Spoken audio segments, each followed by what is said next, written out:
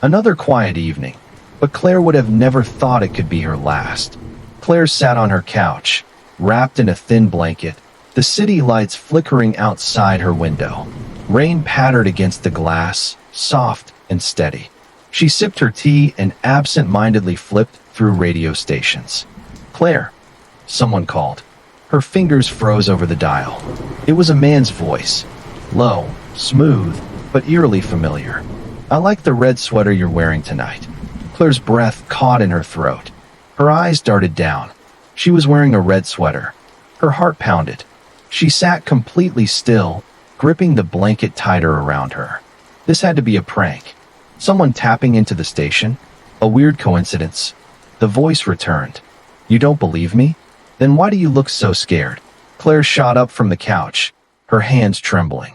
She spun toward the window, expecting to see someone watching. But outside, the street was empty. The radio crackled again. "I've been waiting a long time to talk to you." She slammed the power button, silencing the voice. But even in the silence, she could feel it. She wasn't alone. Her phone buzzed. Claire flinched, her pulse hammering in her ears. Slowly, she reached for it. A single text message glowed on the screen. "Why did you turn it off, Claire?" he asked. Her stomach dropped. Her fingers hovered over the screen before she typed back. "Who is this?" 3 dots appeared. Whoever it was, they were typing. The reply came fast. "I told you. I've been waiting to talk to you." Claire's mouth went dry. Her eyes flickered back to the radio, still dark and silent. Another text came in. "You shouldn't have turned it off." A sharp knock at the door made her jump. She spun toward it, her breath shallow. The apartment was small. There was no peephole, no way to see who was on the other side. Knock, knock. Her skin prickled. Every instinct screamed at her not to open it. The radio turned back on by itself. The same voice. Calm, unshaken. "Claire, are you going to answer the door?" Claire's whole body locked up. No, this wasn't real. Her trembling hands reached for her phone again, desperate to call someone, anyone. But before she could dial, another text appeared. "Check the closet." Claire's breath hitched. Her closet was just across the room. The door cracked open slightly wider than before. Had it always been like that? Her fingers shook as she typed. "Who are you?" No reply. But the radio crackled again. "You don't remember me, Claire?" Her heart stopped. No, that voice, it wasn't just some stranger on the radio. It was too familiar. She took a step back. Then another. The closet door creaked. The radio hummed. "Come closer." A cold shiver ran down her spine. Then, something moved inside the darkness. She turned and ran. Her feet slammed against the floor as she rushed to the front door. She didn't care about her phone, her bag, nothing. She just needed to get out. Her hand hit the doorknob, twisting hard. It was locked. She yanked and pulled, yet nothing. The radio whispered again. "You can't leave, Claire. You never could." The lights went out, and behind her, the closet door creaked all the way open. Claire's breath came in sharp, shallow gasps. The darkness in the closet stretched, unnatural and endless, as if the walls inside had disappeared entirely. She didn't want to look, didn't want to see whatever was inside. But the radio whispered, "Claire, don't be rude." She squeezed her eyes shut, hands clamped over her ears. No. This wasn't real. It couldn't be real. But then, a faint tap echoed from inside the closet. And then another. Claire's pulse pounded in her ears. The tapping was steady, deliberate, like footsteps. And they were getting closer. Her back pressed against the locked door. Nowhere to run. The radio crackled again, the voice now right behind her. "You should have never left." The lights flickered back on. For a moment, everything was normal. The closet was just a closet. The radio sat silently on the shelf. The air was still. Claire stood there, breathless, her whole body trembling. Had she imagined it? Then, her phone buzzed again. She forced herself to look. "It's not over, Claire." Her fingers tightened around the device. "What do you want from me?" Claire asked. She stared at the screen, heart racing. 3 dots appeared. Then the response. I want you to remember. Remember? I know this voice, Claire thought to herself. The word hit her like a physical blow.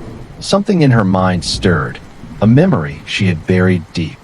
But before she could grasp it, the radio turned back on. This time, it wasn't just the man's voice. There was a sound in the background, screaming, and underneath it, the unmistakable roar of fire. Claire's legs went weak. No, that wasn't possible. That fire happened years ago. But the man on the radio chuckled. Oh, Claire, you think you forgot? But the fire never forgot you. Claire couldn't breathe. Flashes of orange and red flooded her mind. Thick smoke. A child crying. Her own hands, reaching out, then pulling away. The radio crackled, and the voice returned, softer now. You left us. Claire shook her head violently. No, it wasn't real. It was a nightmare. A trick. But the memory crashed over her in waves. The old house. The night of the fire. The door she had slammed shut. And the person she had left behind. A boy. Her stomach twisted. No, he didn't survive. He couldn't have. But the radio whispered. Are you sure about that? The room filled with smoke. Claire coughed, stumbling backward. She could see it now. Not just a memory, but happening right in front of her. The flames. The heat. The figures standing in the middle of it all. And then, the lights shattered. Darkness. Only the voice remained. Welcome back, Claire. The darkness swallowed everything. Claire stumbled, hands outstretched, trying to find something, anything, to hold on to. The room wasn't her apartment anymore. It was the house from her past. Walls scorched black. The faint scent of burnt wood and flesh. And standing in the center of it all, a boy. His clothes were tattered, singed at the edges. His hair was matted with soot, his pale face streaked with ash. But his eyes, those were the same. Dark, hollow, accusing. Claire's breath hitched. You left me, Claire. The boy's voice was not his own. It was layered, his and the man from the radio, speaking in perfect unison. Claire's hands shook. You're not real, she whispered. The boy took a step forward. Neither are you. The flames around him surged, licking at the walls, spreading fast. Claire turned, tried to run, but the door wasn't there. Just endless fire. And then, a hand grabbed her wrist. Claire screamed. She jerked away, her skin burning where the boy touched her. But he didn't let go. His grip was ice cold despite the fire around them. I waited for you, he said, his voice eerily calm. You promised you'd come back. Claire's chest tightened. She didn't remember promising anything. She only remembered running. Smoke thickened, curling into her lungs. Her eyes stung. She couldn't breathe. Do you know what it feels like to burn, Claire? The boy's grip tightened, and suddenly, the flames weren't around her anymore. They were on her. Her skin blistered. Her sweater melted against her arms. Agony ripped through her nerves. She had to get out, but there was nowhere to go. Then, a door appeared. Wooden. Familiar. The front door of the house. Claire lunged for it. If she could just get through. The boy yanked her back. You don't get to leave this time. The fire roared louder, the heat unbearable. And then, the door burst open on its own. And on the other side, she saw herself. Claire froze. Standing in the doorway was her. Same face. Same hair. Same terrified eyes. But this version of her wasn't burning. She was untouched. And she was staring back at Claire as if she were looking at a stranger. The boy's voice came again, softer now. Do you understand yet? Claire's mind reeled. The fire. The door. The boy she left behind. The night of the fire, she had run. She had survived. But what if she wasn't supposed to? The other Claire took a step back. Away from the flames. Away from her. The boy's grip loosened. And suddenly, everything snapped. The fire vanished. The radio crackled back to life. She was back in her apartment. The radio played a soft, crackling static. Then, one final whisper. See you soon, Claire.